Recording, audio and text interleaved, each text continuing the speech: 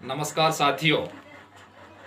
Corona virus की इस बढ़ती वैश्विक महामारी को ध्यान में रखते हुए विभिन्न प्रकार की प्रतियोगी परीक्षाओं में भाग लेने वाले मेरे साथियों की प्रतियोगी परीक्षाओं की तैयारी बाधित हो रही है, क्योंकि वो कोचिंग सेंटर पर जाकर सुचारू रूप से प्रतियोगी परीक्षाओं की तैयारी नहीं कर पा रहे हैं।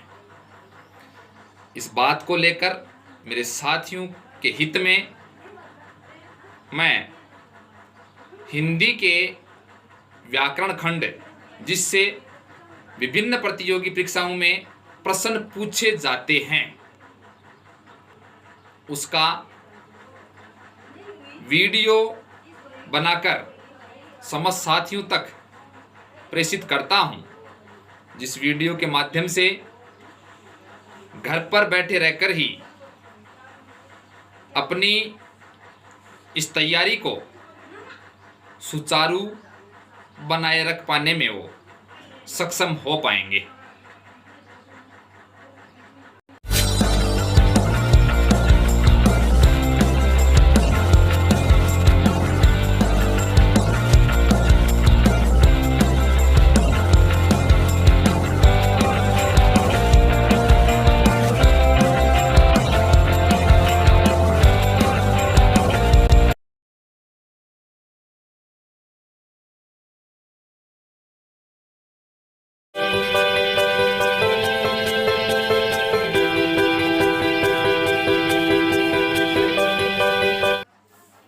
शब्द शक्ति शब्द का शाब्दिक अर्थ है शब्द की शक्ति, शब्द में निहित शक्ति।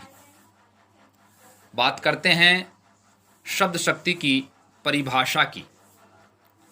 वर्णों के सार्थक समूह को शब्द कहते हैं, परंतु शब्द का अर्थ उसके प्रयोग पर निर्भर करता है। इसलिए उस शब्द में निहित अर्थ को प्रस्तुत करने वाले व्यापार या शक्ति को शब्द शक्ति कहते हैं। ध्यान दीजिएगा, शब्द शक्ति पूरे शब्द में पहला शब्द है शब्द। शब्द वर्णों का एक सार्थक समूह है। वर्णों के सार्थक समूह को, वर्णों का यदि कोई समूह निरर्थक है तो उस निरर्थक समूह को अपन शब्द नहीं कह सकते, सार्थक समूह को ही शब्द कह पाएंगे। परंतु इस शब्द का जो अर्थ होता है वो उस शब्द के प्रयोग पर निर्भर करता है। एक शब्द के प्रयोग के आधार पर कई अर्थ लगाए जाते हैं।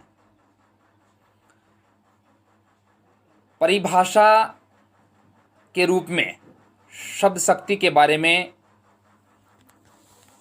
विद्वानों ने कहा है कि मानव बुद्धि की वह क्रिया जिसके द्वारा किसी शब्द का निश्चित अर्थ बोध होता है, उस क्रिया को शब्द शक्ति कहते हैं।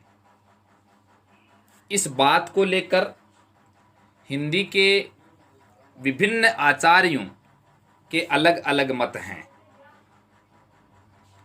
जैसे आचार्य विश्वनाथ ने शब्द शक्ति को शक्ति का नाम दिया है,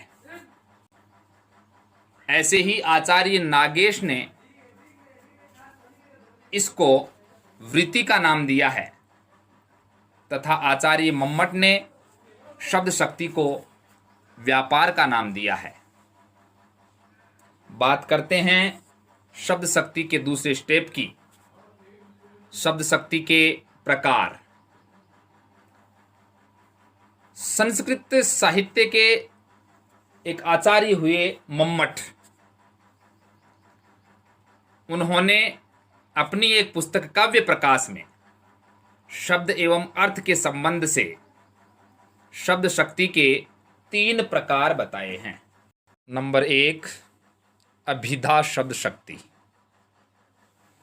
नंबर 2 लक्षणा शब्द शक्ति, नंबर 3 व्यंजना शब्द शक्ति।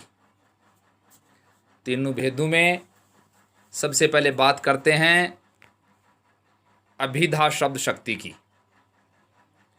अभिधा शब्द शक्ति किसी भी शब्द के मुख्य अर्थ, वाच्यार्थ, सांकेतिक अर्थ, सरलार्थ, शब्दकोशीय अर्थ, लोक प्रचलित अर्थ या अभिधेयार्थ का बोध करवाने वाली शक्ति होती है। समझने के लिए उदाहरण देखिए, जैसे परम रम्य आराम यह जो राम ही सुख देत। यहाँ काव्य पंक्ति में आराम शब्द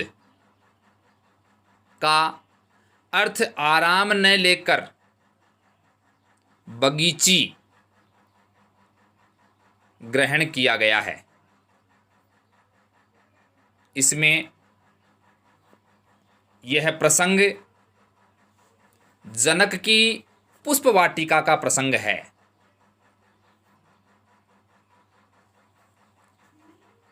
आराम शब्द आते ही इस काव्य पंक्ति के आधार पर इसका सरल अर्थ तो ग्रहण नहीं किया गया, परंतु लोक प्रचलित अर्थ जो कि अभिधा शब्द शक्ति के द्वारा ही प्रदान किया जाता है, ग्रहण किया गया है। अतः यहाँ अभिधा शब्द शक्ति है। दूसरा उदाहरण समझने के लिए देखिएगा, गजपालक गज को नहलाता है।